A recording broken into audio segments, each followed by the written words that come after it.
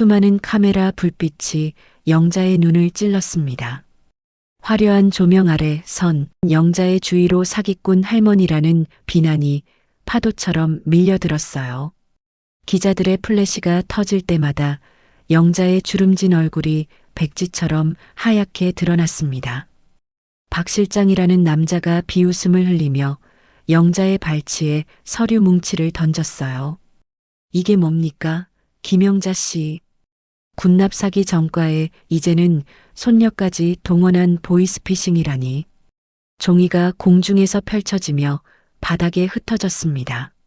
며느리 혜진은 고개를 돌린 채 타인처럼 멀찍이 서서 그 광경을 외면했지요. 카메라를 든 기자 하나가 영자의 얼굴 가까이로 마이크를 들이밀었어요. 피해자가 수백 명이라던데요? 할 말씀 있으십니까? 영자는 입술을 달싹였지만 목소리가 나오지 않았습니다. 도대체 무엇이 잘못된 것인지 알 수 없었어요. 불과 얼마 전까지만 해도 영자는 새벽 공기를 마시며 생선을 만지던 평범한 노인이었으니까요. 시계 바늘을 되돌려 그날 새벽으로 돌아가 봅니다. 영자의 눈이 번쩍 떠진 시각은 새벽 4시 정각이었습니다. 알람을 맞추지 않아도 몸이 먼저 기억하는 시간이었어요. 30에 넘게 시장 좌판을 지키며 몸에 새겨진 시간은 은퇴 후에도 좀처럼 지워지지 않았습니다. 영자는 며느리 혜진이 잠기가 밝다는 사실을 떠올리며 이불을 조심스럽게 걷어냈어요. 바닥을 딛는 발소리조차 숨을 죽이며 주방으로 향했습니다. 냉장고 문을 열자 차가운 냉기가 얼굴을 스쳤어요. 영자는 어제 사온 고등어를 꺼냈습니다. 아침상에 올릴 생선을 손질하는 일은 영자의 유일한 일과이자 밥값이라도 해야 한다는 강박이 자처한 고역이었어요. 수돗물을 틀자 얼음장 같은 물이 손등을 때렸습니다. 영자는 칼로 비늘을 긁어내며 손끝에 박히는 비린내를 깊게 들이켰지요. 이 냄새가 싫다고 며느리는 매일 아침 인상을 찌푸렸지만 영자에게는 삶의 증표나 다름없었어요. 최전방 군부대에 고기를 실어 나르던 시절 이 비린내가 영자의 명함이자 자존심이었으니까요. 철컥. 안방 문이 열리는 소리가 들렸습니다. 며느리 혜진이 미간을 잔뜩 찌푸린 채 거실로 나왔어요. 혜진은 나오자마자 코를 막으며 거실 창문부터 활짝 열어젖혔습니다. 새벽에 찬 공기가 거실로 사정없이 들이닥쳤지요. 어머니, 또 생선 만지시는 거예요? 혜진의 목소리에는 숨길 수 없는 짜증이 섞여 있었습니다. 집안에 냄새 배면 진짜 안 빠진다고 몇 번을 말씀드렸잖아요. 지민이 친구들 오는데 어떡하려고 그러세요? 영자는 비늘을 치던 손을 멈추고 멋쩍게 웃으며 대답했어요. 애들 아침에 한 토막이라도 먹여보내려고 그런다. 미안하다. 얼른 치우마. 영자는 서둘러 손을 닦았습니다. 혜진은 대답도 없이 다시 방으로 들어가 버렸어요. 쾅 하고 닫히는 문소리가 유난히 크게 들렸습니다. 영자는 젖은 손을 앞치마에 문지르며 지민의 방문을 바라보았어요. 13살 손녀 지민은 요즘 할머니가 말을 걸어도 이어폰을 낀 채 못 들은 척하기 일쑤였거든요. 아이가 컸다는 뜻이겠지요. 영자는 쓸쓸하게 웃으며 주방을 정리했습니다. 고등어에서 뚝뚝 떨어지는 물방울이 싱크대에 부딪히는 소리만 정막을 채웠어요. 영자는 장롱 안쪽 깊숙한 곳을 더듬었습니다. 이불 더미 사이에 숨겨둔 작은 나무 상자가 손에 잡혔어요. 상자 뚜껑을 열자 낡은 서류 한 장이 가장 먼저 눈에 들어왔습니다. 제7공수특전 여단 부대납품 허가증이라는 붉은 직인이 찍힌 종이었지요. 그 옆에는 젊은 시절 영자가 최전방 부대에 식자재를 대며 받은 낡은 훈장도 함께 놓여 있었습니다. 이 상자는 영자의 자존심이자 언젠가 아들 내외의 살림에 보태주려 모은 피땀의 결정체였어요. 하지만 상자 안을 살피던 영자의 손길이 멈췄습니다. 지폐를 묶어둔 고무줄이 평소보다 헐거웠거든요. 영자는 돈을 100만 원 단위로 묶을 때 고무줄을 3번 꼬아 팽팽하게 고정하는 습관이 있었습니다. 군부대에 납품하던 시절부터 몸에 밴 습관이었어요. 돈을 셀 때는 반드시 2번 확인하고 묶을 때는 절대 풀리지 않게 단단히 조이는 것. 지금 손에 잡힌 고무줄은 2번 꼬여져 있었고 힘없이 헛돌고 있었어요. 영자는 손가락에 침을 묻혀 지폐를 넘겼습니다. 1장, 2장, 17장, 18장. 다음이 없었지요. 20장이 있어야 할 신사임당 뭉치에서 정확히 2장이 사라진 것이었습니다. 영자의 머릿속에 어제 장롱 근처를 서성이던 지민의 뒷모습이 스쳤어요. 그때 지민이 뭔가 찾는 듯한 눈빛으로 이쪽을 흘끗거렸던 게 기억났습니다. 하지만 영자는 애가 뭘 찾나 싶어 그냥 지나쳤었어요. 설마 했던 마음이 이제는 확신으로 굳어지고 있었습니다. 영자는 떨리는 손으로 상자를 닫았습니다. 믿고 싶지 않은 의심이 심장을 쥐어짜는 기분이었지요. 손녀가 그 어린 것이 할머니 돈을 훔쳤다니. 영자는 지팡이를 짚고 지민의 방 앞으로 다가갔습니다. 문틈 사이로 지민이 가방을 챙겨나갈 준비를 하는 부스럭거림이 들려왔어요. 바로 들어가서 따져 물을까 생각했지만 영자는 손을 거뒀습니다. 혹시 오해일지도 모른다는 마지막 희망이 남아 있었거든요. 아니, 오해였으면 좋겠다는 간절한 바람이었어요. 영자는 직접 확인하기로 결심했습니다. 지민의 뒤를 밟아 10만 원의 행방을 알아내야만 했지요. 현관문이 조심스럽게 열리는 소리가 들렸습니다. 영자는 재빨리 방문을 살짝 열고 복도를 내다봤어요. 지민이 운동화 끈을 묶으며 밖으로 나가는 모습이 보였습니다. 영자는 낡은 지팡이를 단단히 쥐고 현관으로 향했어요. 무릎 연골이 다 닳아 한 걸음 떼기도 고역이었지만 지금은 그런 것 신경 쓸 겨를이 없었습니다. 30해 동안 군부대와 시장을 누비며 단련된 전설의 여장부 영자가 다시 움직이기 시작한 순간이었습니다. 영자는 대문을 나서며 낡은 지팡이를 고쳐주었습니다. 무릎 연골이 다 닳아 한 걸음을 떼는 게 칼로 베는 듯한 고역이었지만 가슴속에서 일렁이는 의구심이 발걸음을 재촉했지요. 저 멀리 앞서가는 지민의 가방에는 분명 할머니의 상자에서 사라진 신사임당 2장이 들어있을 것이었습니다. 골목 어귀를 돌 때마다 영자는 담벼락에 몸을 바짝 붙였어요. 시장통 사람들의 눈을 피해야 했습니다. 손녀를 미행하는 할머니라는 소문이 퍼지면 체면이 말이 아니었거든요. 과거 최전방 군부대에 부속고기를 납품하던 시절 산길을 타던 감각이 노쇠한 몸뚱이 속에서 가늘게 살아났습니다. 지민은 평소 다니던 학원 방향이 아닌 시장 뒤편의 후미진 골목으로 발길을 돌렸어요. 영자의 가슴이 철렁 내려앉았습니다. 이 골목은 낮에도 으슥해서 여자 혼자 다니기 꺼려지는 곳이었거든요. 영자는 숨이 턱끝까지 차올랐지만 지민을 놓치지 않으려 걸음을 늦추지 않았습니다. 무릎뼈가 삐걱거리는 소리가 들리는 것만 같았어요.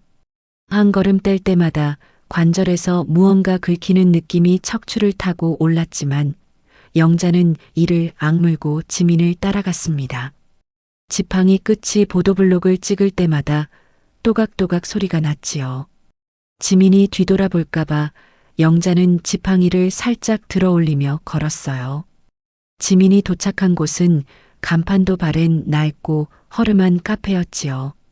페인트가 벗겨진 나무 간판에는 커피 한 잔이라는 손글씨가 희미하게 적혀 있었어요. 영자는 카페 맞은편 골목 그늘에 몸을 숨기고 유리창 너머를 지켜봤습니다. 지민이 구석자리에 앉는 모습이 보였어요. 창가가 아닌 카페 안쪽 깊숙한 자리였습니다. 누군가의 시선을 피하려는 듯한 자리 선택이었지요. 영자는 심장이 방망이질하는 소리가 귓가까지 들리는 것 같아 숨을 죽였습니다. 잠시 후 대학생처럼 보이는 청년이 카페 안으로 들어왔어요. 청년은 주위를 두리번거리다가 지민을 발견하고는 빠른 걸음으로 다가갔습니다. 지민의 맞은편에 앉은 청년은 가방에서 노트북을 꺼내 테이블 위에 올려놓았어요. 둘 사이에 무슨 대화가 오가는지 영자에게는 들리지 않았지만 지민의 표정은 진지했습니다. 그리고 그 순간이 왔습니다. 지민이 가방에서 빳빳하게 접힌 노란 지폐 2장을 꺼냈어요. 상자 속에 정렬해 두었던 바로 그 신사임당이었습니다. 영자는 자신의 눈을 의심했지요. 지민의 작은 손에서 돈이 청년의 손으로 건네지는 장면이 슬로우 모션처럼 느려 보였어요. 돈을 건네받은 청년은 태연하게 웃으며 노트북을 열었습니다. 화면에 무언가가 띄워졌지만 영자가 있는 곳에서는 보이지 않았어요. 청년이 무언가를 설명하듯 화면을 가리키자 지민이 고개를 끄덕이는 모습이 보였습니다. 평범한 거래처럼 아주 자연스럽게. 영자는 눈앞이 캄캄해져 카페 벽에 기댄 채 스르르 주저앉고 말았지요. 차가운 벽돌이 등을 찔렀지만 그런 건 중요하지 않았어요. 지팡이를 놓친 손이 바들바들 떨렸습니다. 저 어린 것이 벌써부터 남자한테 돈을 바치나. 영자의 입에서 신음 같은 중얼거림이 새어나왔어요. 이게 대체 무슨 일이란 말이냐. 분노보다 먼저 밀려온 것은 형언할 수 없는 슬픔이었습니다. 혹시라도 지민이가 나쁜 길에 빠져 무서운 일에 연루된 것은 아닌지 덜컥 겁이 났어요. 요즘 뉴스에 나오는 청소년 범죄들이 머릿속을 스쳤습니다. 영자는 비틀거리는 몸을 이끌고 겨우 자리에서 일어났어요. 다리에 힘이 하나도 들어가지 않았습니다. 지팡이를 짚고 한 걸음 한 걸음 집으로 향하는 발걸음은 천근만근 무거웠지요. 전방 부대 장교들 앞에서도 기 안 죽고 큰 소리치던 여장부였지만 손녀의 배신 앞에서는 그저 힘없는 노파가 되어버렸습니다. 집까지 가는 길은 끝이 없는 것만 같았어요. 평소 같으면 10분이면 도착할 거리였지만 오늘은 30분도 더 걸린 것 같았습니다. 골목 모퉁이를 돌 때마다 영자는 벽에 기대 숨을 고르며 쉬어야 했지요. 현관문을 열고 들어서자 텅 빈 거실이 영자를 반겼습니다. 혜진은 아직 학원 강사 일을 하러 나가지 않았는지 안방에 있는 것 같았어요. 영자는 소파에 털썩 주저앉았습니다. 무릎이 욱신거렸지만 그것보다 가슴이 더 아팠어요. 시계를 보니 오전 10시였습니다. 저녁까지는 아직 한참 남았어요. 영자는 주방으로 가서 물 한 모금을 마셨습니다. 찬물이 목구멍을 타고 내려가는 느낌이 얼음장 같았지요. 어느덧 해가 지고 저녁 시간이 되었습니다. 영자는 거실 소파에 앉아 현관문만 노려보고 있었어요. 저녁 준비도 하지 않았습니다. 오늘은 밥을 차릴 기분이 아니었거든요. 혜진이 안방에서 나와 주방을 기웃거리다가 냉장고에서 반찬을 꺼내 혼자 먹더니 다시 방으로 들어갔어요. 덜커덕. 현관문이 열리는 소리가 들렸습니다. 지민이 집으로 돌아오는 소리였어요. 영자는 소파에서 몸을 일으켜 지민을 매섭게 노려보았습니다. 지민은 운동화를 벗으며 할머니의 시선을 느꼈는지 고개를 살짝 돌렸어요. 그런데 지민이 옆을 지나가는 순간이었습니다. 영자의 코끝에 진한 생선 비린내가 훅 끼쳐왔어요. 영자는 그 냄새를 단번에 알아챘습니다. 고등어도 아니고 갈치도 아니었어요. 오징어를 손질할 때 나는 특유의 비린내였지요. 시장에서 30해를 보낸 영자의 코는 생선 종류쯤은 냄새만 맡아도 구분할 수 있었습니다. 지민아. 영자가 억누른 목소리로 불렀습니다. 너 오늘 어디 갔다 왔니? 지민은 할머니의 물음을 못 들은 척하며 이어폰을 낀 채 방으로 들어가려고만 했지요. 영자는 벌떡 일어나 지민의 팔을 붙잡았어요. 할머니 왜 그래요? 지민이 얼굴을 찡그리며 쏘아붙였습니다. 진짜 짜증나게. 친구들이랑 놀다 왔다니까요. 친구들이랑 놀면서 생선 냄새가 왜 나니? 영자의 목소리가 떨렸어요. 너 혹시 시장에서 일이라도 했니? 그 남자 만나려고 돈이라도 모으는 거야? 지민의 눈이 휘둥그레졌습니다. 무슨 남자요? 할머니 지금 무슨 소리 하시는 거예요? 거짓말하지 마. 영자가 소리를 질렀습니다. 할머니가 다 봤어. 카페에서 그 남자한테 돈 주는 거. 내 상자에서 가져간 10만 원 말이야. 순간 지민의 얼굴이 하얗게 질렸어요. 입술이 파르르 떨렸습니다. 할머니가 저를 따라다녔어요? 지민의 목소리에 배신감이 묻어났습니다. 믿지도 못하면서 왜 키웠어요? 차라리 그냥 내버려 두지 그랬어요. 안방에서 며느리 혜진이 뛰어나왔습니다. 혜진은 울먹이는 지민을 자기 뒤로 숨기며 영자를 차갑게 쳐다보았어요. 엄마 지민이 사춘기라 예민한 거 아시잖아요.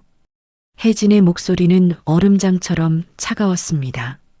왜 자꾸 애를 잡고 그러세요? 애 친구들한테 뭐라고 소문나면 어쩌려고요? 친구들? 이게 친구 문제가 아니라 돈 문제라니까. 영자가 목청을 높였지만 혜진은 고개를 저었어요. 무슨 돈이요? 엄마가 착각하신 거 아니에요? 요즘 엄마 건망증 좀 심하시잖아요. 며느리의 냉정한 반응에 영자는 가슴이 미어지는 것 같았습니다. 이 집안에서 내 편은 단 한 명도 없다는 생각에 서러움이 북받쳐 올랐지요. 혜진은 지민의 어깨를 감싸며 지민의 방으로 데려갔어요. 지민의 방문이 쾅 하고 닫히는 소리가 거실을 울렸습니다. 영자는 입술을 꽉 깨물며 자신의 방으로 들어왔어요. 불을 끄지도 않은 채 침대에 앉았습니다. 어둠 속에서 영자는 장롱 속 텅 빈 상자를 떠올렸어요. 군납 사기를 당해 명예를 잃었을 때도 이렇게 비참하지는 않았습니다. 그때는 적어도 싸울 상대가 있었어요. 하지만 지금은 누구와 싸워야 할지조차 알 수 없었습니다. 손녀를 의심하는 할머니가 나쁜 건가, 아니면 할머니 돈을 훔친 손녀가 나쁜 건가. 영자는 결심했지요. 내일은 지민이 가방을 샅샅이 뒤져서라도 그 남자의 정체와 상자의 비밀을 기어코 밝혀내고 말겠다고 말입니다. 영자는 거칠게 숨을 몰아쉬며 지민의 방 안에서 들리는 부스럭거리는 소리에 온 신경을 집중했습니다. 지민이 잠들기만을 기다리며 영자는 낡은 지팡이를 손에 꼭 쥐고 밤을 지새울 준비를 마쳤어요. 침대 옆 탁자에는 손전등도 준비해 두었습니다. 한밤중에 지민의 가방을 뒤질 생각이었지요. 창밖으로는 보름달이 떠올랐습니다. 달빛이 커튼 틈새로 스며들어 영자의 주름진 얼굴을 비췄어요. 지민의 가방 속에 들어있을 그 낡은 노트가 영자의 인생을 송두리째 바꿔놓을 것이라는 사실은 아직 꿈에도 모른 채였습니다. 영자는 그저 손녀를 잃을지도 모른다는 공포와 배신감에 휩싸여 뜬 눈으로 새벽을 기다렸습니다. 억울한 마음에 한숨도 못 자고 뜬 눈으로 밤을 지새운 영자의 눈꺼풀은 모래주머니처럼 무거웠습니다. 창밖으로 새벽빛이 스며들 무렵 영자는 겨우 눈을 붙이려던 참이었어요. 하지만 현관문을 두드리는 소리가 영자를 깨웠습니다. 영자야, 나 옥분이야. 문 좀 열어봐. 옥분의 목소리는 평소보다 한 톤 더 높게 들떠 있었어요. 영자는 부스스한 머리를 쓸어 넘기며 현관으로 나갔습니다. 문을 열자 화려한 스카프를 두른 옥분이 씩씩거리며 안으로 들어왔지요. 아니, 이 아침부터 웬일이야? 영자가 하품을 하며 물었습니다. 급한 일 있어? 옥부는 영자의 손을 꽉 잡으며 주위를 살피는 척 목소리를 낮추었어요. 영자야, 너만 알고 있어라. 옥분의 눈이 반짝였습니다. 내가 정말 귀한 정보를 들고 왔거든. 원금의 5배는 그냥 불어난다는 곳이 있는데 내가 사촌 동생 지인 찬스로 너만 끼워주기로 했어. 영자의 귀가 솔깃해졌습니다. 5배라니. 지민이 훔쳐간 10만 원을 당당하게 메꾸고도 남을 돈이었어요. 며느리 혜진에게 더 이상 손 벌리지 않는 당당한 시어머니가 될 수 있을 것 같았지요. 그게 무슨 투자인데? 영자가 조심스럽게 물었습니다. 부동산이야, 부동산. 요즘 정부에서 밀어주는 신도시 땅이 있는데 거기 미리 들어가면 떼돈 번다니까. 옥분이 스마트폰을 꺼내 뭔가를 보여주려 했지만 영자는 글씨가 작아서 잘 보이지 않았어요. 근데 그게 확실한 거야? 요즘 사기꾼들 많다던데. 아이고, 영자야. 나 믿어. 내가 언제 너한테 거짓말했냐? 우리 시장통에서 30년 넘게 같이 장사한 사이잖아. 옥분의 말에 영자는 마음이 흔들렸습니다. 군납식자재로 군부대를 주름잡던 시절의 명예를 다시 찾고 싶다는 오기가 영자를 움직였어요.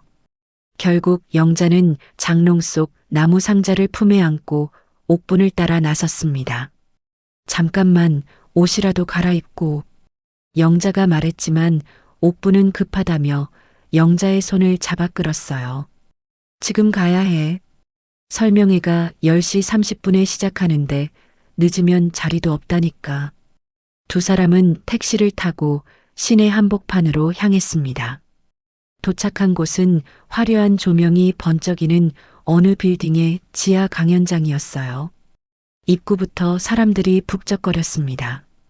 대부분 영자처럼 나이든 노인들이었지요. 무대 위에서는 정장을 빼입은 젊은 남자가 침을 튀기며 장밋빛 미래를 읊어대고 있었습니다. 여러분, 지금 이 순간이 마지막 기회입니다. 남자의 목소리가 마이크를 타고 강연장을 울렸어요. 정부 발표 전에 선점하시는 분들만이 진정한 승자가 될 수 있습니다. 최소 5배, 잘하면 10배까지도 가능합니다. 사람들 사이에서 탄성이 터져 나왔습니다. 영자는 상자 속에 남은 돈뭉치를 쓰다듬으며 결심했어요. 이 돈이면 지민이도 다시 나를 존경하고 며느리도 나를 함부로 무시하지 못할 것이라고 확신했습니다. 옥분이 영자를 앞자리로 데려가 앉혔어요. 테이블 위에는 이미 계약서가 펼쳐져 있었습니다. 영자는 돋보기를 꺼내 계약서를 읽으려 했지만 글씨가 너무 작고 빽빽했지요. 영자야, 그냥 찍어. 다들 읽지도 않고 찍는데 뭘 그렇게 꼼꼼하게 봐. 옥분이 영자의 팔을 쿡쿡 찔렀어요. 영자는 주머니에서 인주를 꺼냈습니다. 손가락에 붉은 주사가 묻었어요. 계약서에 도장을 찍으려고 인주를 묻히던 찰나였습니다. 쾅! 갑자기 강연장 문이 쾅 소리를 내며 열렸어요. 모든 사람의 시선이 입구로 쏠렸습니다. 지민이 숨을 헐떡이며 뛰어들어왔지요. 지민의 이마에는 땀이 송골송골 맺혀 있었어요. 할머니, 지민의 날카로운 고함 소리가 설명회장 전체를 울렸습니다. 미쳤어? 여길 왜 와? 설명회장의 모든 시선이 영자에게 쏟아졌어요. 영자는 당황스럽고 수치스러운 마음에 얼굴이 벌겋게 달아올랐습니다. 저게 내 손녀인데. 영자가 주위 사람들에게 변명하듯 말했지만 사람들은 수군거리기 시작했어요.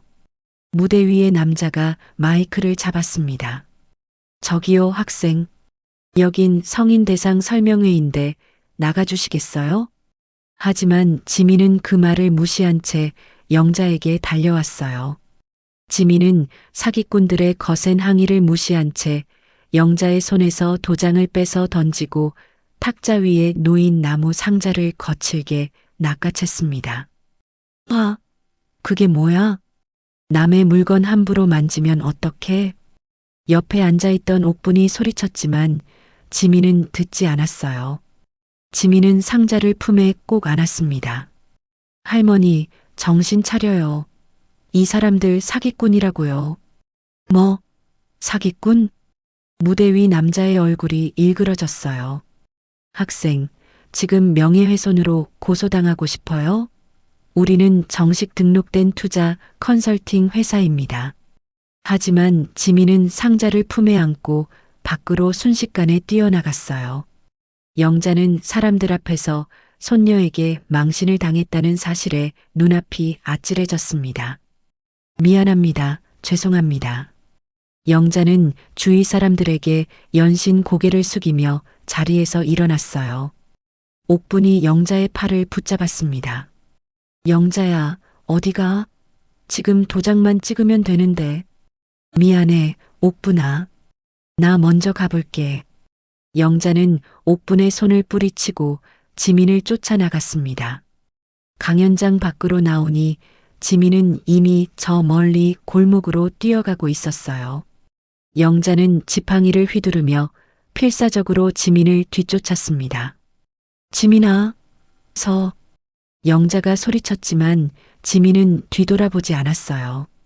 무릎 연골이 끊어질 듯 아팠지만 배신감과 분노가 통증을 압도했습니다. 지팡이를 짚을 때마다 보도블록에 딱딱 소리가 났지요. 지나가는 사람들이 영자를 이상하게 쳐다봤지만 영자는 신경 쓸 겨를이 없었어요. 시장 뒤편 공원 벤치 근처에서 드디어 지민을 붙잡았습니다.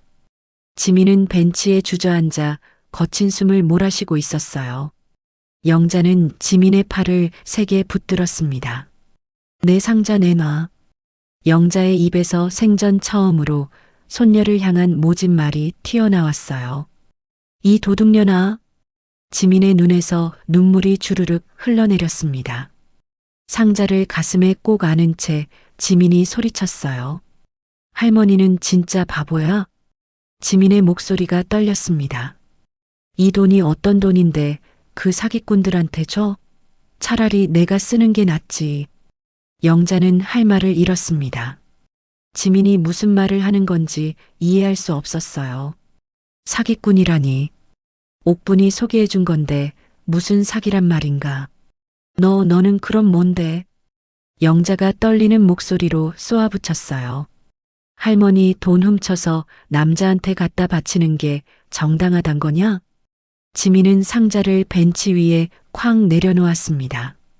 할머니 마음대로 생각하세요. 어차피 제 말은 안 믿으시잖아요. 지민은 울면서 멀리 달아나 버렸습니다.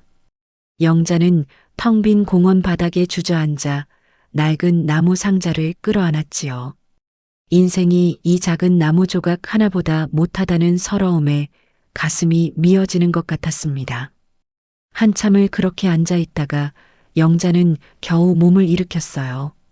상자를 들고 집으로 돌아가는 발걸음은 천근만근 무겁기만 했습니다.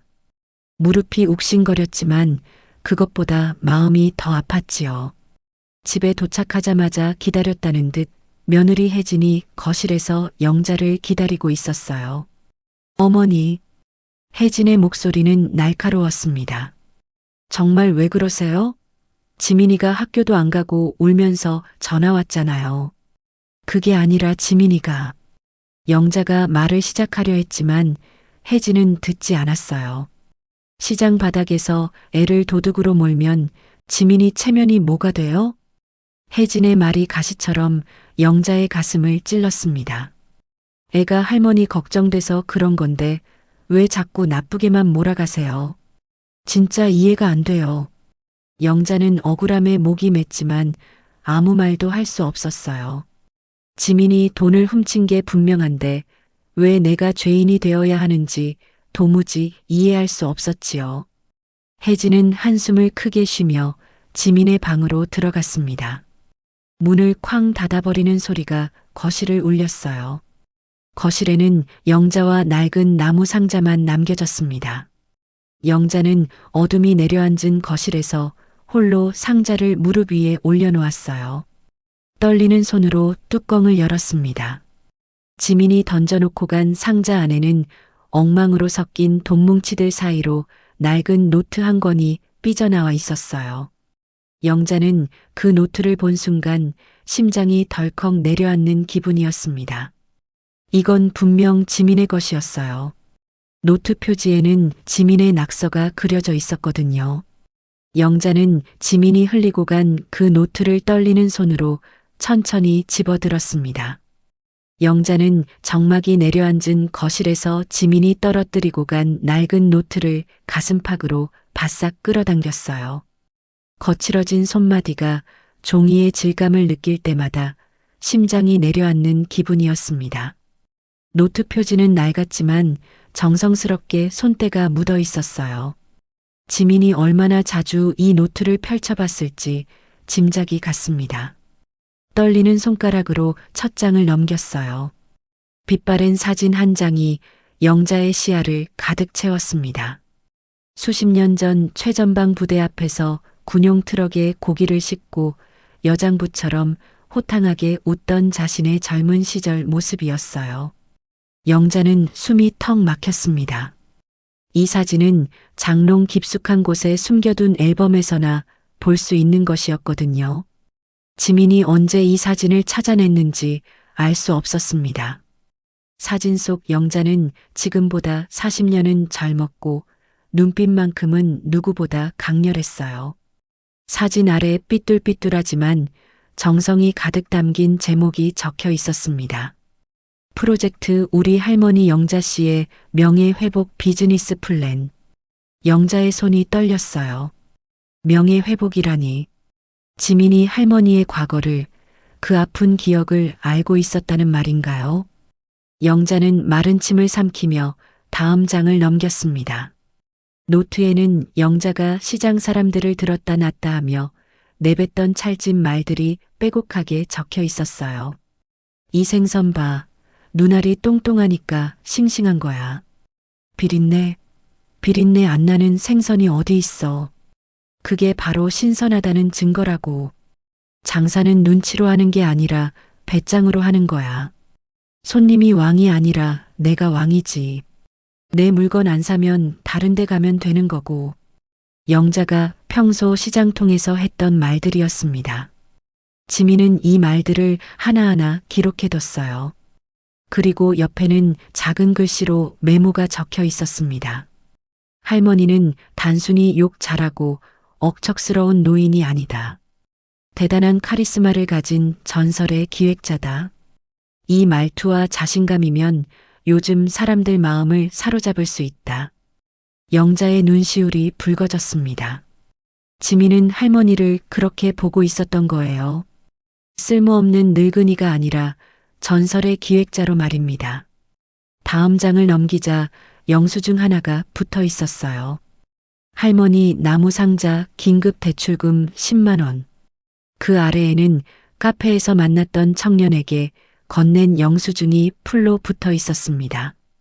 영수증에는 법률 상담료라고 적혀 있었어요.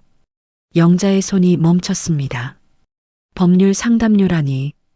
청년의 정체가 원조교재 상대가 아니라 지민이 수소문에 찾아낸 대학 법률 동아리 선배였다는 뜻이었어요. 노트에는 작은 글씨로 메모가 이어졌습니다. 할머니의 이름을 딴 브랜드 저작권을 보호하고 과거 군납 사기로 잃었던 명예를 회복하기 위해 법적 자문을 구함. 10만 원으로는 턱없이 부족하지만 일단 시작이 중요하다. 영자는 눈앞이 뿌옇게 흐려져서 한참 동안 다음 장을 넘기지 못했지요. 가슴속에서 뜨거운 무언가가 치밀어 올랐어요. 지민은 할머니를 도둑질한 게 아니라 할머니를 위해 움직이고 있었던 겁니다. 노트 뒷장에는 지민이 손글씨로 꾹꾹 눌러 쓴 병원 견적서와 간병비 메모가 적혀 있었습니다. 할머니 무릎 로봇 수술비 300만 원에 간병인 비용 200만 원 합치면 최소 500만 원 필요함. 영자의 심장이 쿵쾅거렸어요. 지민이 할머니의 무릎 수술을 알아보고 있었다니. 영자는 무릎이 아파도 해진 눈치가 보여서 내색하지 않았었거든요. 밤에 이불 속에서 혼자 끙끙 앓는 소리를 낼 뿐이었어요. 다음 줄을 읽는 순간 영자의 눈에서 눈물이 주르륵 흘러내렸습니다. 할머니가 매일 새벽마다 무릎 아파서 끙끙 앓는 소리 내는 거 다 들었어. 지민이 알고 있었던 거예요. 얇은 벽 하나를 사이에 두고 할머니가 고통스러워하는 소리를 모두 듣고 있었던 겁니다. 우리 엄마 눈치 보느라 아프다는 말도 못하는 거 진짜 속상해. 영자는 노트를 꽉 움켜쥐었어요. 손이 바들바들 떨렸습니다. 지민의 글씨는 계속 이어졌습니다. 엄마가 할머니 기저귀 갈게 하면서 할머니 자존심 깎이는 일 절대 없게 할 거야. 내가 꼭 돈 벌어서 할머니 수술시켜줄게. 마지막 문장을 읽는 순간이었어요. 우리 할머니는 시장의 여왕이니까. 영자는 그 문장을 읽자마자 가슴을 짓누르던 거대한 바위덩이가 터져나가는 기분을 느꼈습니다. 시장의 여왕이라니. 아이는 밤마다 비린내를 묻히고 들어와 할머니의 전설을 복원할 계획을 세우고 있었던 거예요.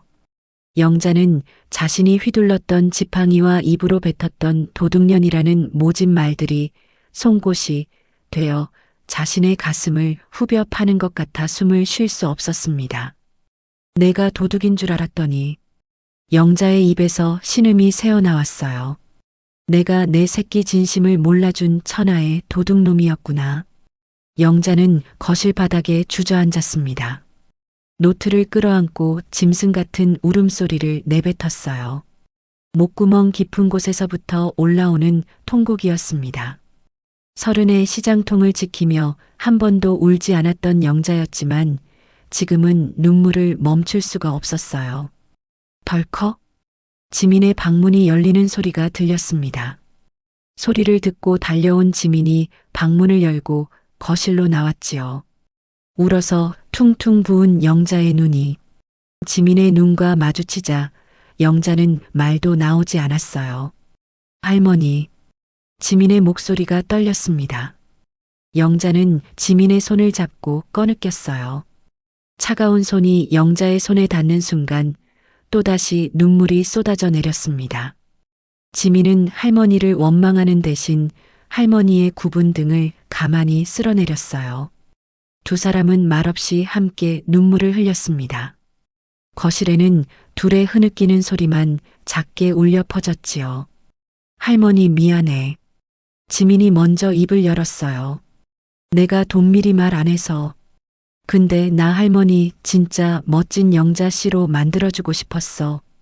영자는 지민의 작은 손을 자기 뺨에 갖다 댔습니다. 따뜻한 온기가 주름진 뺨에 전해졌어요. 영자는 하염없이 눈물을 쏟아냈습니다. 미안하다, 지민아. 영자의 목소리가 갈라졌어요.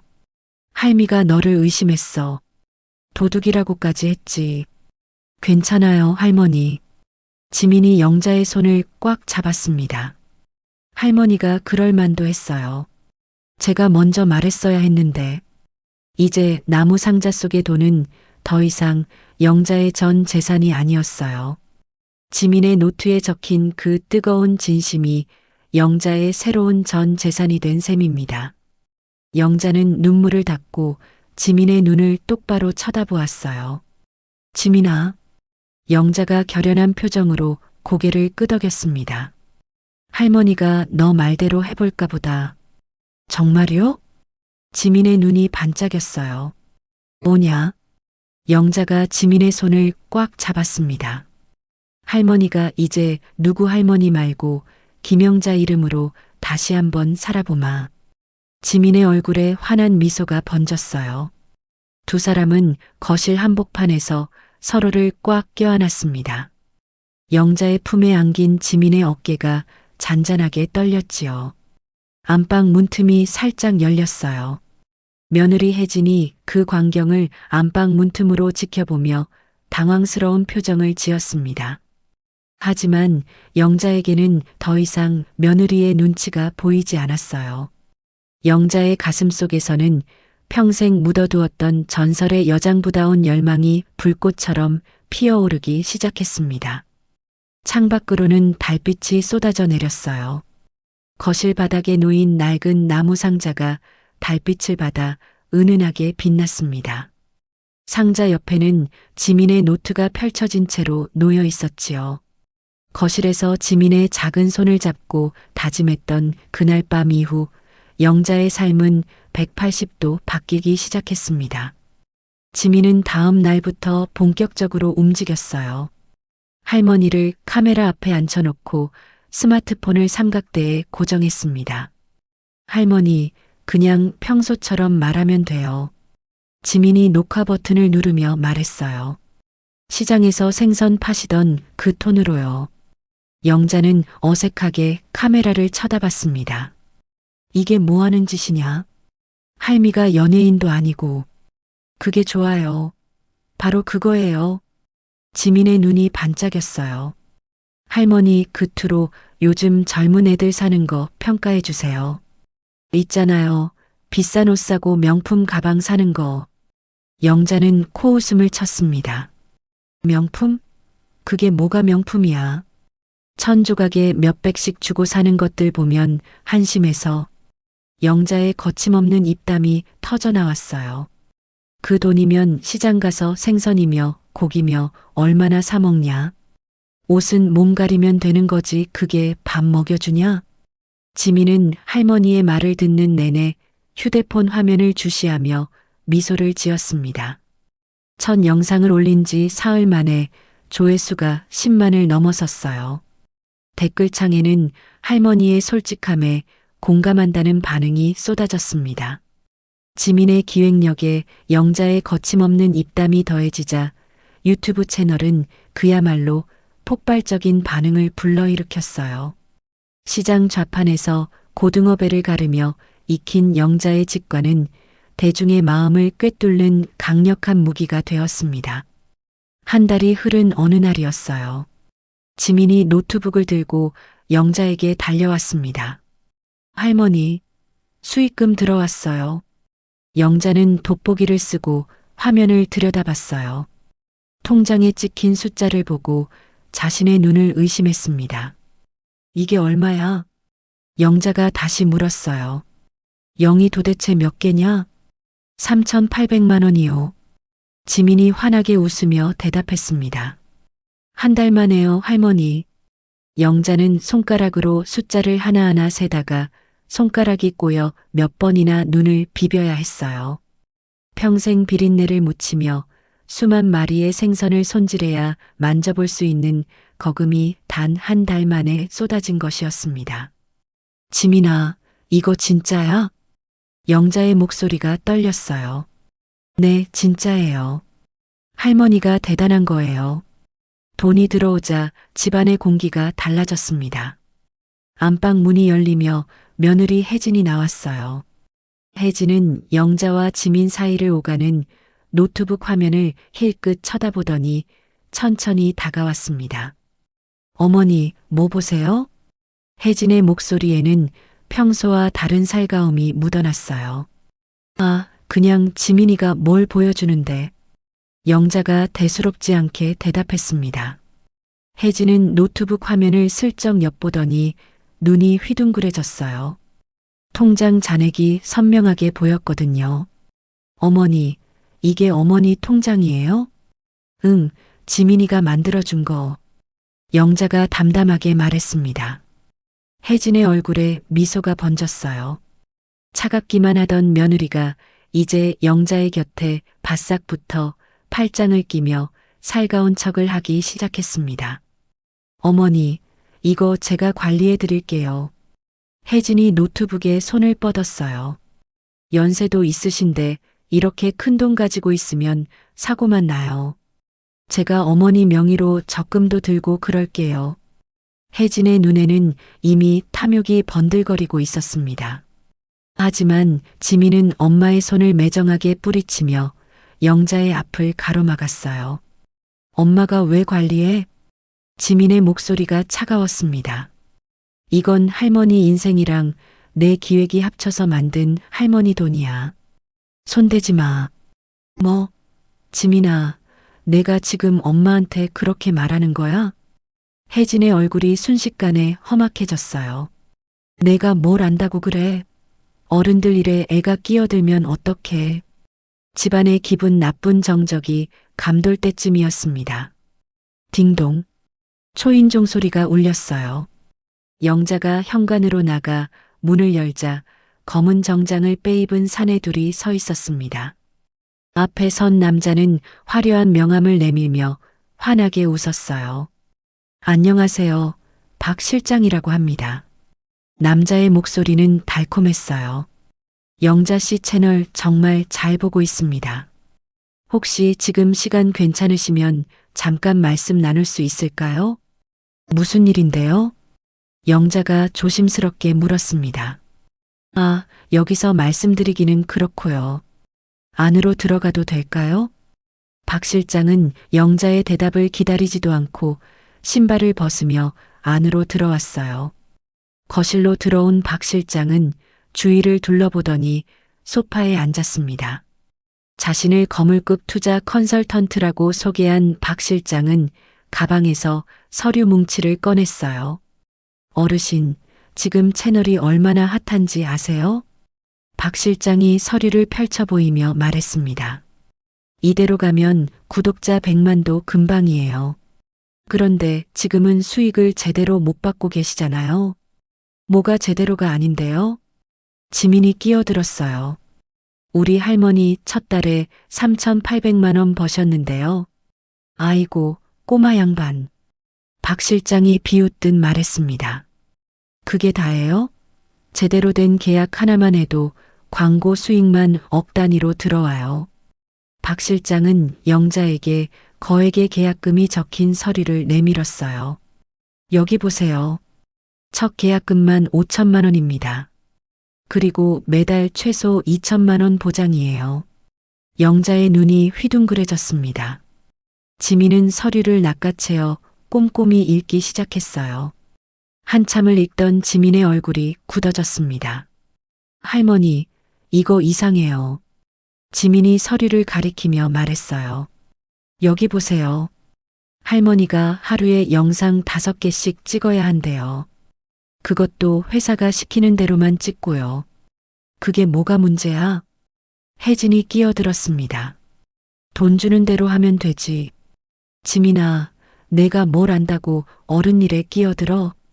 혜진은 눈앞에 돈에 멀어 영자를 거세게 몰아붙였지요.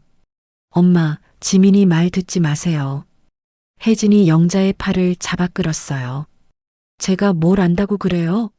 지금 이 기회 놓치면 평생 생선 비린내 못 벗어나요. 얼른 도장 찍으세요. 박 실장이 인주를 꺼내 영자 앞에 밀어 넣었습니다.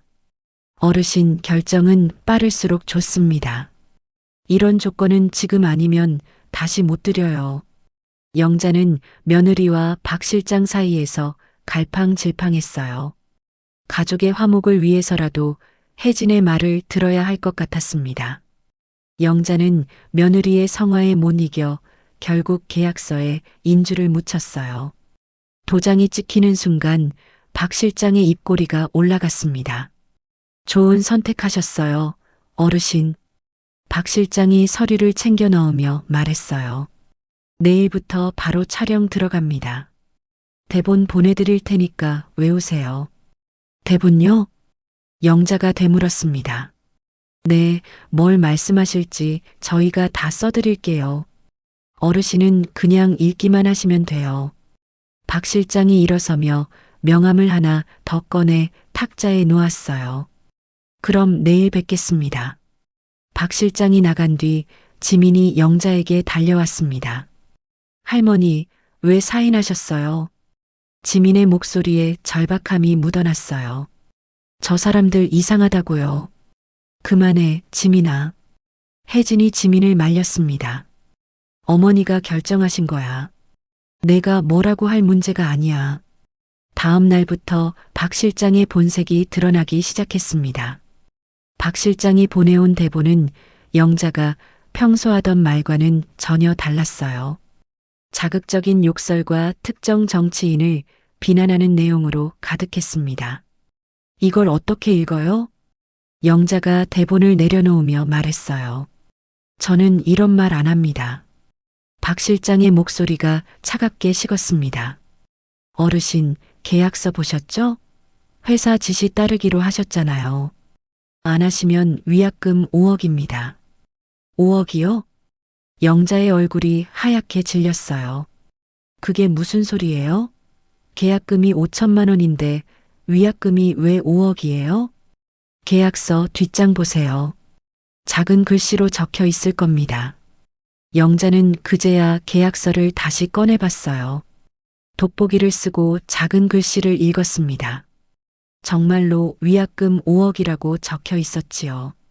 며칠 뒤 박 실장은 더욱 무시무시한 역공을 시작했습니다. 영자를 미성년자인 지민을 이용해 돈벌이하는 아동학대범으로 경찰에 고발한 것이었어요. 지민과 영자 사이에 강제 접근 금지 명령이 떨어질 수도 있다는 통보가 왔습니다. 게다가 박 실장은 영자의 과거 군납 시절 장부를 어디서 구했는지 조작해서 인터넷에 뿌렸어요. 군량미를 가로챘던 사기꾼 할머니가 이제는 손녀까지 동원해 국민을 속인다. 자극적인 헤드라인이 포털 사이트는 실시간 검색어에 올랐습니다. 엄마, 이거 봐요. 혜진이 휴대폰을 들이밀며 소리쳤어요. 어머니 때문에 이게 뭐예요? 애초에 주제도 모르고 유튜브니 뭐니 시작해서 지방 거덜나게 생겼잖아요. 돈을 날린 혜진은 다시 태도를 바꿔 모든 원망을 영자에게 쏟아부었습니다. 그날 저녁이었어요. 박 실장의 부하들이 위약금을 압류하겠다며 집에 들이닥쳤습니다. 그들은 영자의 방을 거칠게 뒤지기 시작했어요. 나무 상자 어디 있어요? 부하 하나가 장롱을 뒤지며 물었습니다. 그 안에 돈 있다며? 지민이 비명을 지르며 할머니의 방으로 달려들어왔어요. 하지마. 그거 할머니 거라고. 지민은 부하의 손에서 나무 상자를 뺏어들었습니다. 상자를 품에 꼭 안은 채 지민은 뒷문으로 빠져나갔어요. 어둠 속으로 자취를 감췄지요. 영자는 지민이 가출한 게 아니라는 걸 알았어요. 아이는 가장 힘들 때 숨어 울던 시장통 낡은 창고로 갔을 게 분명했습니다. 영자는 아픈 무릎을 이끌고 창고로 달려갔어요. 창고 문을 열자 지민이 차가운 바닥에 웅크린 채 상자를 안고 울고 있었습니다. 할머니, 지민이 고개를 들었어요. 미안해. 내가 상자는 지켰는데 나 때문에 할머니가 진짜 사기꾼처럼 보여서 어떡해. 영자의 눈에서 형언할 수 없는 분노와 각성이 일어났습니다. 박 실장이 건드린 것은 단순한 돈이 아니었어요. 영자가 평생 지켜온 자부심과 손녀와의 유대였습니다. 영자는 지민을 일으켜 세웠어요. 상자 속에 숨겨두었던 낡은 수첩을 꺼냈습니다. 수첩 표지는 가죽이 해져서 거의 떨어질 지경이었지요. 그 안에는 과거 군납 시절 사기를 당해 명예를 잃었을 때 영자의 결백을 유일하게 믿어주었던 인물들의 연락처가 적혀 있었어요. 지민아. 영자가 지민의 눈물을 닦아주며 말했습니다. 울지 마라. 이 할미가 그냥 고등어만 만진 줄 아느냐. 영자의 목소리에 서슬이 섰어요. 이제 잠자는 사자 코털을 건드린 놈들이 어떤 꼴을 당하는지 똑똑히 보여주마. 영자는 수첩의 첫 번째 번호로 전화를 걸었습니다. 상대방은 현재 법조계에 거물이 된 전직 사성장군 출신 변호사였지요. 영자의 목소리에는 수십 년 전 최전방을 누비던 여장부의 기계가 다시 서려 있었습니다. 영자는 지민의 손을 단단히 잡고 창고 밖으로 걸어 나갔어요. 밤하늘의 달빛이 영자의 결연한 눈빛을 비추며 박 실장을 향한 거대한 반격의 서막을 알리고 있었습니다. 영자와 지민은 이제 단순한 유튜버가 아닌 거대한 범죄 조직의 목줄을 조이기 위한 위험하고도 정교한 추격을 시작했습니다.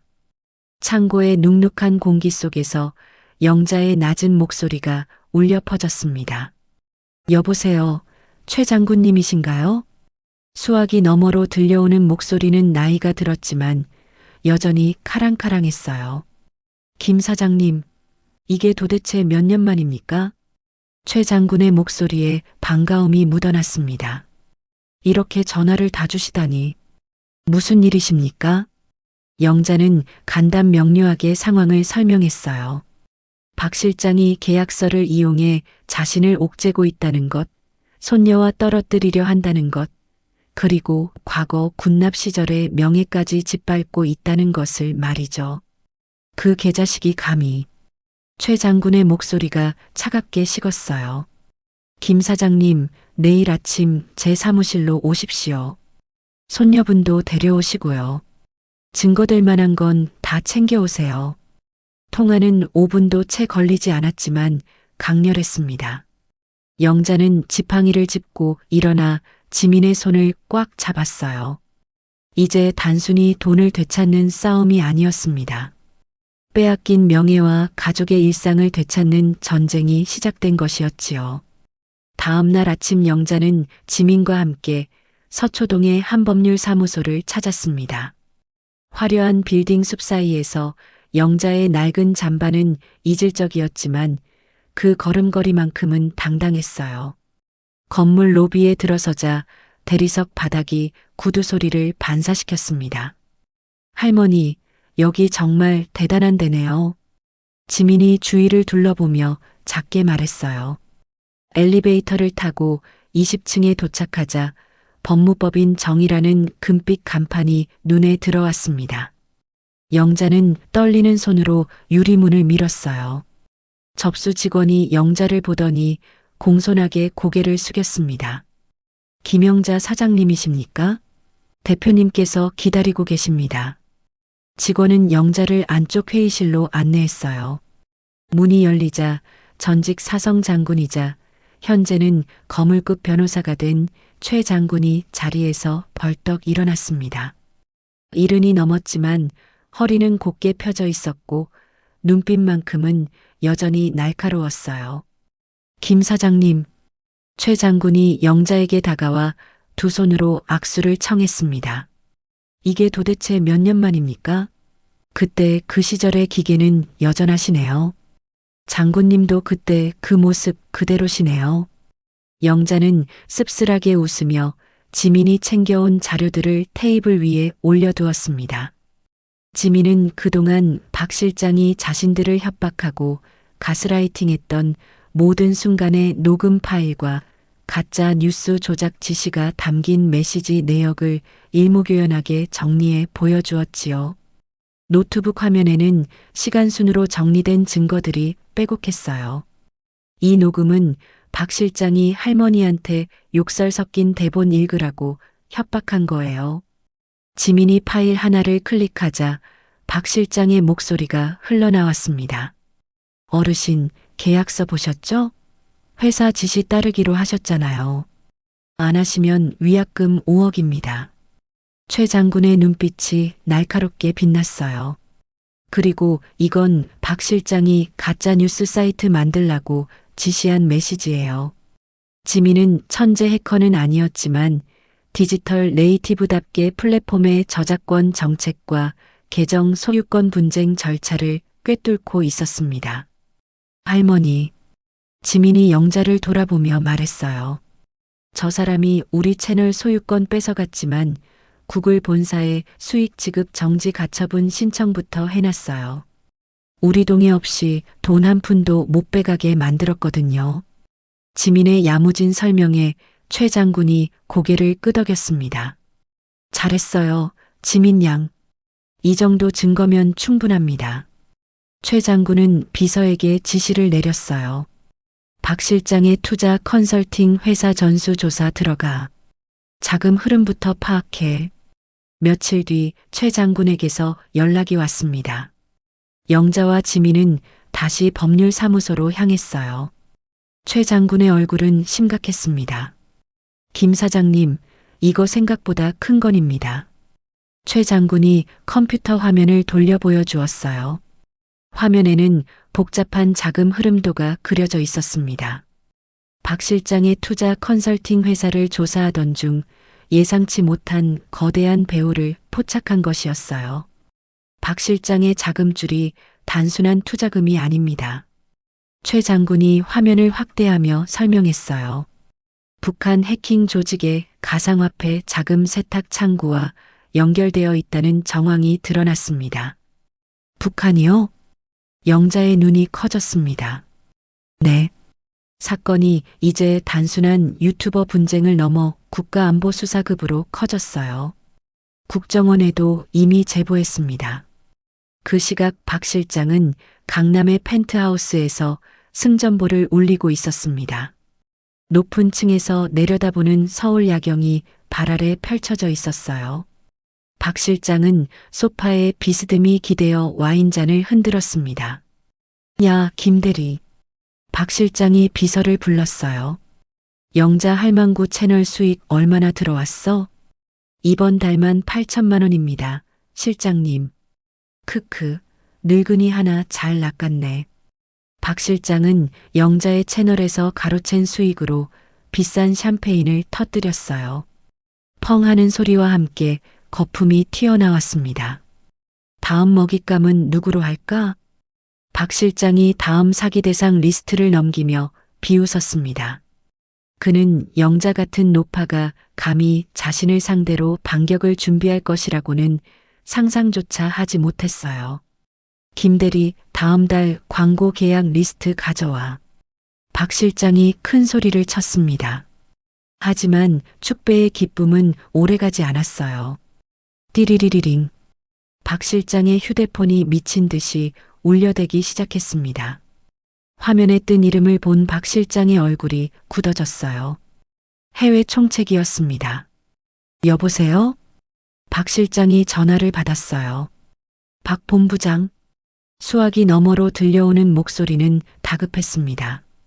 당신 대체 무슨 짓을 하고 다니는 거야? 지금 우리 법인 계좌가 국정원과 연계된 수사망에 포착됐어. 박 실장의 손에서 와인잔이 미끄러져 떨어졌어요. 샴페인이 하얀 카펫에 쏟아졌습니다. 뭐라고요? 투자금 전부 회수하고 당장 잠적해. 이거 하나 잘못하면 우리 다 죽어. 전화가 끊겼습니다. 박 실장은 당황해서 급히 컴퓨터를 켰어요. 하지만 이미 늦었습니다. 지민이 제보한 증거들을 바탕으로 구글은 채널을 임시 동결했고 박 실장의 모든 수익 창구는 가로막혔지요. 이게 무슨 일이야? 박 실장이 소리를 질렀습니다. 비서가 급히 달려왔어요. 실장님, 큰일 났습니다. 뭔데? 탐사보도 프로그램에서 우리 회사 특집 방송 예고했습니다. 비서가 태블릿을 내밀었어요. 화면에는 노인 취약계층 상대 계약 사기의 실체라는 자막이 크게 떠 있었습니다. 게다가 탐사보도 전문 매체에서 박 실장의 대북 사기 행각과 노인 취약계층을 상대로 한 계약 사기를 폭로하는 예고편을 송출하기 시작했어요. 박 실장의 화려한 사무실 주변으로 보이지 않는 포위망이 좁혀오고 있었습니다. 집안에서도 변화가 일어났습니다. 영자가 최 장군과 함께 법적 절차를 밟는 모습을 본 며느리 혜진은 그제야 박 실장이 자신을 이용했다는 사실을 깨닫고 사색이 되었지요. 어머니, 혜진이 떨리는 목소리로 영자를 불렀어요. 영자는 며느리를 차갑게 쳐다봤습니다. 혜진은 영자의 발치에 무릎을 꿇었어요. 어머니, 제가 정말 죽을 죄를 졌어요. 혜진은 박 실장이 비밀리에 작성하라고 시켰던 이중 장부와 리베이트 내역을 내놓으며 눈물로 참회했습니다. 박 실장이 이 장부만 있으면 지민이 학비 걱정 안 하게 해준다고 해서 그만. 혜진의 손이 바들바들 떨렸어요. 영자는 혜진의 손에 들린 장부를 차갑게 낚아챘습니다. 영자의 눈에는 분노보다 더 깊은 결연함이 서려 있었어요. 고맙다, 혜진아. 영자가 장부를 품에 넣으며 말했습니다. 이게 마지막 증거가 될 거다. 영자는 지팡이를 단단히 쥐고 현관으로 향했어요. 할머니, 어디 가세요? 지민이 물었습니다. 박 실장 사무실로 간다. 영자의 목소리는 단호했어요. 끝장을 봐야지. 영자는 박 실장의 사무실로 향하는 차에 올랐습니다. 박 실장이 최후의 수단으로 지민을 학교 문제로 엮어 역고소를 준비하려던 찰나였어요. 그는 변호사와 통화하며 서류를 뒤적이고 있었습니다. 그래, 미성년자 노동 착취로 밀어붙이는 거야. 할망구 완전히 끝장내는 거지. 쾅! 그때 사무실 문이 부서질 듯 열렸습니다.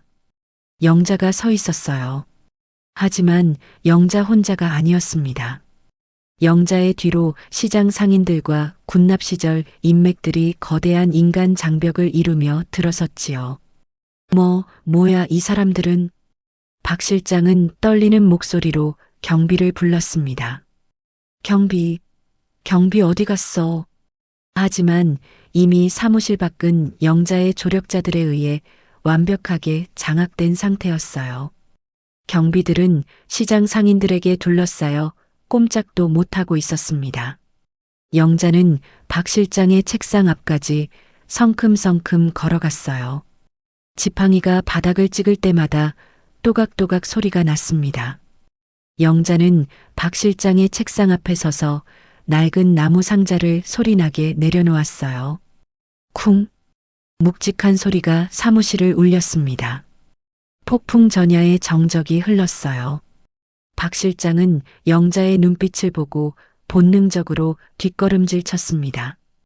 영자의 서슬 퍼런 목소리가 사무실을 가득 채웠습니다. 이 상자 보이냐?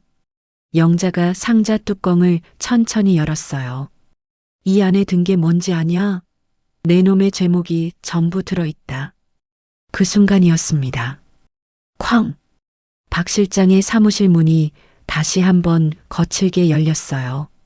이번에는 경찰복을 입은 사람들과 아동보호기관 관계자들이 들어왔습니다. 영자의 손을 잡고 있던 지민의 얼굴이 하얗게 질렸어요. 무슨 일이죠? 영자가 경찰을 보며 물었습니다.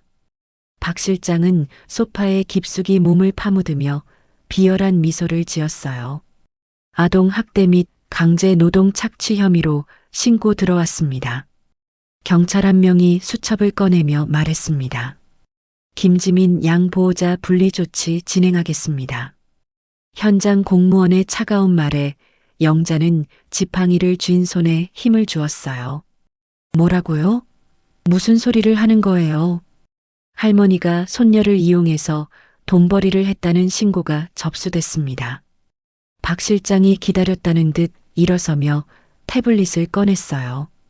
그는 화면을 몇 번 터치하더니 영자의 과거 군납 시절 조작된 문건들을 실시간으로 커뮤니티에 뿌리기 시작했습니다. 여러분, 보십시오. 박 실장이 태블릿 화면을 경찰에게 보여주며 말했어요. 이 할머니의 진짜 정체를 말입니다. 국가유공자의 가면을 쓴 굴령미 횡령범입니다. 자극적인 헤드라인이 포털 사이트 실시간 검색어에 올라가는 모습이 화면에 보였어요. 댓글창에는 악플들이 순식간에 달리기 시작했습니다. 며느리 혜진은 구석에서 겁에 질려 떨고 있었어요. 상황은 최악으로 치닫고 있었습니다. 할머니랑 떨어지기 싫어요. 지민이 울부짖으며 영자의 품으로 파고들었습니다. 이거 다 거짓말이라고요. 경찰 2명이 지민을 떼어내려 다가왔어요. 한 명이 지민의 팔을 잡으려 했습니다. 박 실장은 그 광경을 즐기며 샴페인 잔을 집어들었어요. 아까 쏟아진 샴페인이 아닌 새로운 병을 따서 말이죠. 잔을 흔들며 비웃음을 지었습니다. 경찰관님들 수고하십니다. 저런 악질 노인을 잡아주셔서 감사합니다. 영자의 눈에서 굵은 눈물방울이 떨어졌어요. 평생을 비린내 속에 살며 지켜온 명예가 이토록 쉽게 무너지는가 싶어 심장이 타들어가는 것 같았습니다. 영자는 입술을 깨물었어요. 지민을 빼앗길 수는 없었습니다. 하지만 그때였습니다. 영자의 코끝에 익숙한 담배 향이 스쳤어요. 쿵쾅쾅. 복도에서 묵직한 발걸음 소리가 들려왔습니다. 최 장군이 서류 가방을 든 비서들을 대동하고 집무실로 성큼성큼 걸어 들어왔어요. 이른이 넘은 나이에도 허리는 곧게 펴져 있었고 군복은 아니었지만 그 위압감만큼은 사성 장군 시절 그대로였습니다. 그의 등장에 경찰들의 움직임이 멈칫했어요. 최 변호사님. 경찰 중 한 명이 놀라며 자세를 바로 했습니다. 최 장군은 박 실장의 면전으로 다가가 낡은 수첩 하나를 탁 소리나게 던졌어요. 박 본부장. 최 장군의 목소리가 얼음장처럼 차갑게 울렸습니다. 내가 뿌린 그 문건이 가짜라는 건 이 수첩 하나면 충분해. 수첩이 바닥에 떨어지며 펼쳐졌어요. 30년 전 군납 시절의 진본 장부였습니다. 30년 전 영자 씨가 군납하던 시절 내가 직접 검수하고 서명한 진본 장부다. 감히 어디서 위조 서류를 들이미느냐. 최 장군이 수첩을 집어 경찰에게 건넸습니다. 박 실장의 얼굴에 당혹감이 서렸어요. 하지만 그는 이내 평정을 되찾고 코웃음을 쳤습니다. 아, 장군님. 박 실장이 비웃듯 말했어요. 장부 하나로 여론이 바뀔 것 같습니까? 이미 세상은 저 노인네를 사기꾼으로 믿고 있어요. 실시간 검색어 1위 보셨죠? 박 실장이 태블릿 화면을 흔들어 보였습니다. 그때였습니다. 구석에서 고개를 숙이고 있던 지민이 눈물을 닦으며 일어섰어요. 지민은 떨리는 손으로 자신의 노트북을 가방에서 꺼냈습니다. 할머니. 지민이 영자를 돌아보며 말했어요. 제가 할게요. 지민은 노트북을 박 실장의 책상 위 대형 모니터에 연결했습니다. 케이블을 꽂자 화면이 깜빡이더니 지민의 노트북 화면이 대형 모니터에 그대로 나타났어요. 화면에는 박 실장이 그동안 가상화폐 거래소를 통해 자금을 세탁해온 은밀한 경로가 지도로 펼쳐졌습니다. 박 실장. 지민의 목소리는 떨렸지만 분명했어요. 당신이 우리 할머니 사기꾼으로 만들려고 만든 그 사이트 말이야. 지민이 마우스를 클릭하자 복잡한 데이터가 화면에 나타났습니다. 그거 서버 비용 결제한 지갑 주소 추적해 보니까 북한 해킹 조직 자금 세탁하는 지갑이랑 딱 겹치더라. 지민의 설명과 함께 화면에는 박 실장의 해외 자금 흐름이 디지털 지문으로 추적된 결과가 선명하게 떠올랐어요. 경찰들이 화면을 주시하기 시작했습니다. 이게 뭐야? 박 실장이 소리를 질렀습니다. 하지만 지민은 멈추지 않았어요. 다음 파일을 열자 박 실장이 북한 브로커와 주고받은 메신저 대화로까지 선명하게 화면에 떠올랐습니다. 자금 세탁 완료. 다음 타깃 물색 중. 수고했다. 이번 거는 특히 잘했어. 노인들이 제일 쉬운 표적이지. 대화 내용이 하나하나 드러날 때마다 박 실장의 얼굴이 창백하게 질려갔어요. 단순한 고부 갈등이나 유튜버 분쟁이 아니었습니다. 국가안보수사기관이 개입해야 할 중대 범죄의 증거였어요. 저건 조작이야. 조작? 박 실장이 소리쳤지만 목소리가 떨리고 있었습니다. 조작이라고요? 최 장군이 비서에게 고개를 끄덕였어요. 비서가 또 다른 서류 뭉치를 꺼내 경찰에게 건넸습니다. 국정원에서 이미 조사 완료했습니다. 박 실장의 회사는 북한 자금 세탁 조직의 국내 창구였습니다. 박 실장은 사색이 되어 뒷문으로 도망치려 했어요. 야야, 비켜. 박 실장이 비서를 밀치며 뒷문 쪽으로 달려갔습니다. 하지만 영자가 더 빨랐어요. 영자는 번개처럼 지팡이를 뻗어 박 실장의 발을 걸어버렸습니다. 시장통에서 30해 동안 단련된 순발력이었지요. 퍽! 바닥에 처박힌 박 실장의 머리 위로 영자의 서슬 퍼런 그림자가 드리워졌습니다. 내 놈이 내 인생은 짓밟아도. 영자가 박 실장의 멱살을 움켜쥐었어요. 수십 년간 생선 대가리를 치던 악의임은 70이 넘은 지금도 여전했습니다. 우리 손녀 인생은 못 건드린다. 감히 어디다 대고 공권력을 부려? 박 실장은 영자의 눈에 서린 기세에 눌려 비명조차 지르지 못했어요. 바로 그 순간이었습니다. 쾅쾅쾅. 사무실 문이 거칠게 열리며 검은 정장을 입은 사람들이 우르르 들어왔습니다.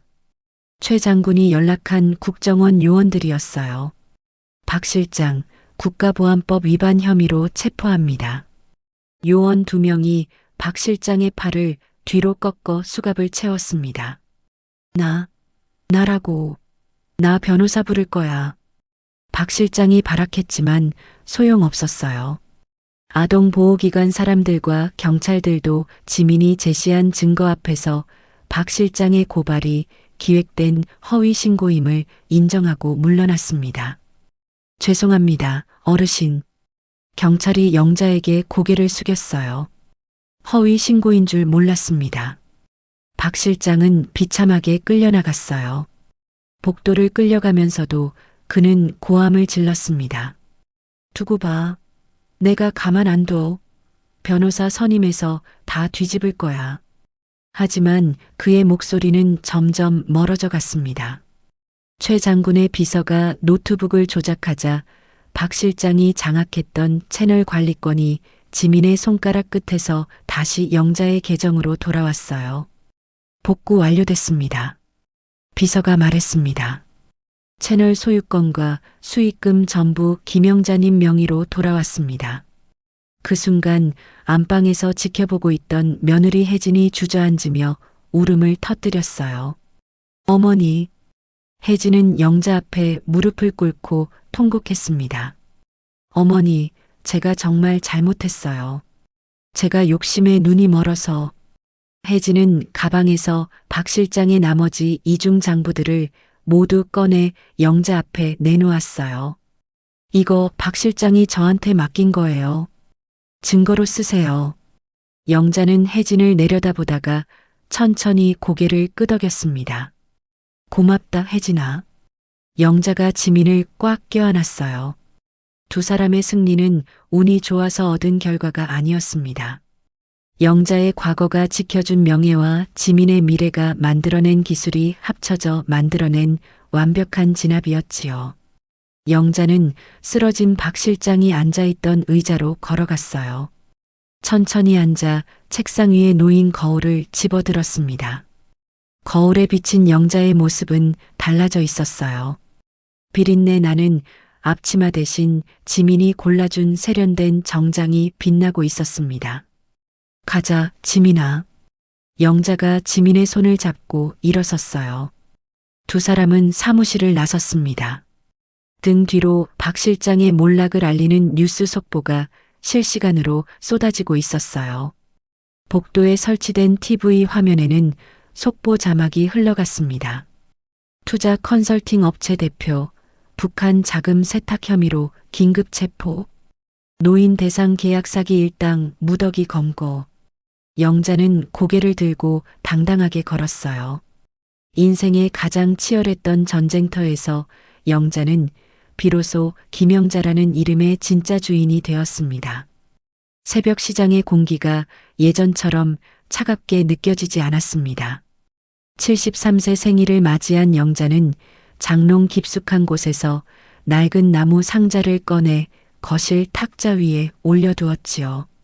한때는 며느리 눈치를 보며 꼬깃꼬깃한 쌈짓돈을 숨기던 서러운 피난처였지만 지금은 사정이 완전히 달라졌습니다. 뚜껑을 열자 은빛으로 반짝이는 유튜브 실버 버튼이 가장 먼저 영자를 반겼어요. 구독자 10만 명을 돌파했을 때 받은 것이었습니다. 그 곁에는 박 실장의 범죄를 소탕하는데 결정적 기여를 하여 받은 국가 유공자 표창장과 전 세계 팬들이 보내온 편지들이 빽빽하게 담겨 있었어요. 할머니 최고.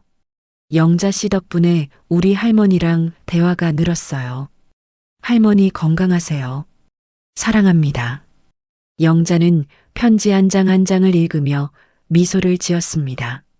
지민이 거실로 들어오며 옷 2벌을 들고 왔어요. 할머니, 오늘은 이거 입어요. 지민이 내민 옷은 화려한 색감의 스트릿 패션이었습니다. 형광색 바람막이에 힙한 로고가 박힌 옷이었지요. 이게 뭐냐? 할미가 이런 거 입으면 웃기잖아. 영자가 손사래를 쳤지만 지민은 웃으며 고집을 부렸어요. 괜찮아요. 할머니한테 딱 어울려요. 오늘 생일인데 멋있게 입으셔야죠. 예전 같으면 남 부끄럽다며 손사래를 쳤겠지만 이제는 달랐습니다. 영자는 거울 앞에 서서 옷을 차려입었어요. 이 옷이 제 주인이라도 만난 듯 영자의 몸에 딱 붙었습니다. 어때요, 할머니? 나쁘지 않네. 영자가 거울 속 자신을 보며 고개를 끄덕였어요. 얼마 후 영자가 시장 골목에 나타나자 좌판을 지키던 상인들이 환호성을 지르며 일어섰습니다. 영자 씨다. 우리 영자 씨. 생일 축하합니다. 상인들은 레드카펫 대신 생선 상자를 깔아주었어요. 영자는 선글라스를 살짝 내리며 익살스럽게 손을 흔들었습니다. 야야, 이게 무슨 난리야. 영자가 웃으며 말했지만 속으로는 가슴이 뭉클했어요. 영자 씨, 유튜브에서 봤어요. 진짜 멋있었어요. 우리 시장의 자랑이에요. 이제 영자는 시장통 런웨이를 걷는 가장 힙한 할머니이자 모든 노인들의 워너비가 되었지요. 집으로 돌아온 영자를 위해 지민과 혜진이 작은 생일 파티를 준비해뒀어요. 탁자 위에는 미역국과 영자가 좋아하는 고등어구이가 놓여 있었습니다. 케이크 위에는 73개의 초가 환하게 타오르고 있었지요.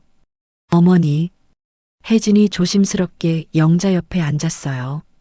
정말 죄송해요. 그동안 제가 엄마를 얼마나 힘들게 했는지. 혜진은 이제 영자의 공익재단에서 사무장으로 일하며 묵묵히 참회의 길을 걷고 있었습니다. 됐다, 혜진아. 영자가 며느리의 손을 토닥였어요. 다 지나간 일이야. 앞으로 잘하면 되지. 생일 파티를 마친 뒤 영자는 지민을 조용히 불렀습니다. 영자는 품속에서 두툼한 봉투 하나를 꺼내 지민에게 쓱 내밀었어요. 봉투 안에는 빳빳한 신사임당 지폐들이 가득 담긴 현금 1,000만 원이 들어 있었습니다. 지민 매니저. 영자가 호탕하게 웃으며 말했어요. 이번 프로젝트 성공시킨 보너스다. 내 능력이니까 토 달지 말고 받아라. 지민이 눈을 동그랗게 떴습니다. 할머니, 이게 뭐예요? 너무 많은데. 많긴. 내가 할머니 명예 되찾아준 게 얼마짜린데.